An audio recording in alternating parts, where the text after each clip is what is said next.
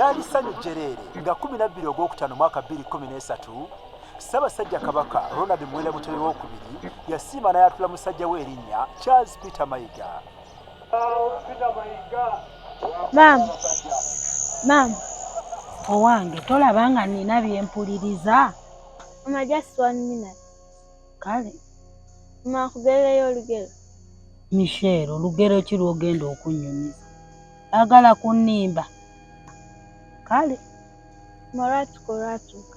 Owooluganda ng'otulabira munnaffe Michelle.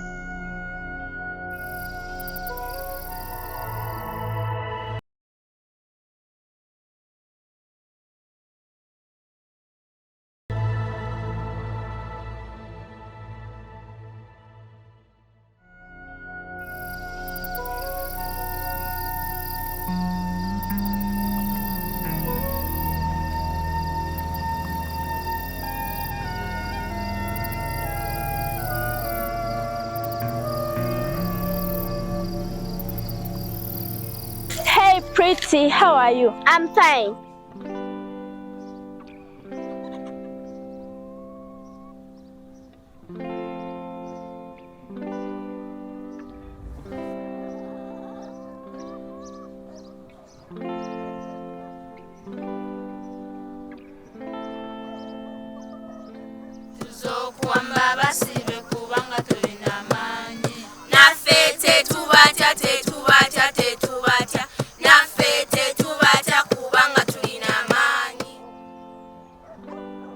Baby, these days SST is too hard. But you're an African child. Yes, I'm an African child, and I believe that I'm not too young to run.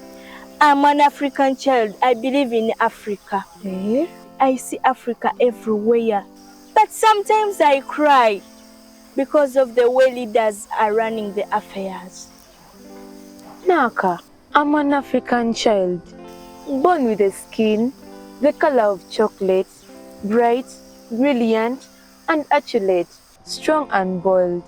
I'm gifted enough to be the best. How are you? We're fine. Mokolachi? We're revising. Bye. Okay, see you. Mona Gwenaka, I feel like eating fish. You are dreaming when you are seated. Michelle! Michelle. Hi.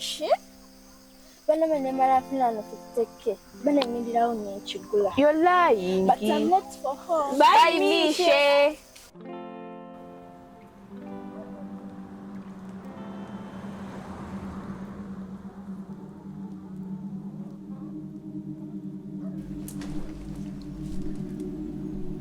Malik, I'm already there. Yeah, I can see the merchandise. And no worries, I have it all planned out. Okay, I'll be there in time. Exactly. Thanks.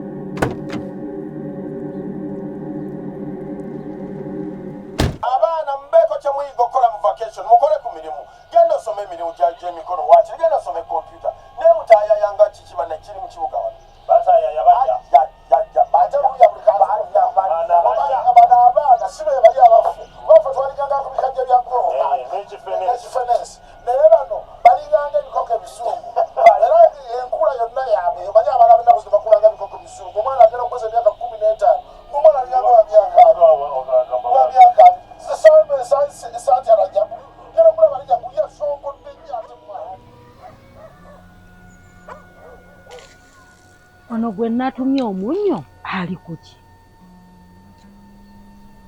Abakyala bajjana bajjanga buli lwe mwesanga muyomba ne mulwana kyenye kibalwanye nnyo lwe bulitarekerawo nedulanya abasajja abadde awaka ne beeronda n'abuuza abaana babalidde baba bawadde amata tosiibawo ate totabula awaka oba tosiiba totabula awaka leka ekiriwo awaka kye kimaze.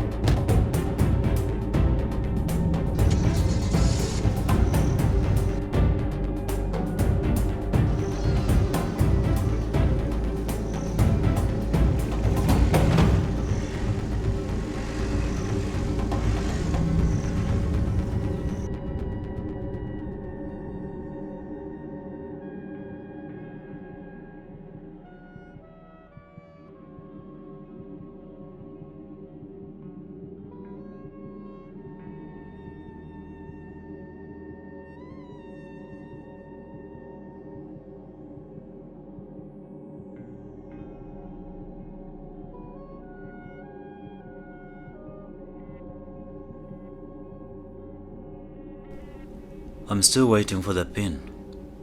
It's close to 6 p.m. and you know what happens when we delay. Malik, send the pin and I will deliver as usual. And by the way, she's 12 and you know what that means. It's a markup. I don't want to overweight, so let's finish the deal.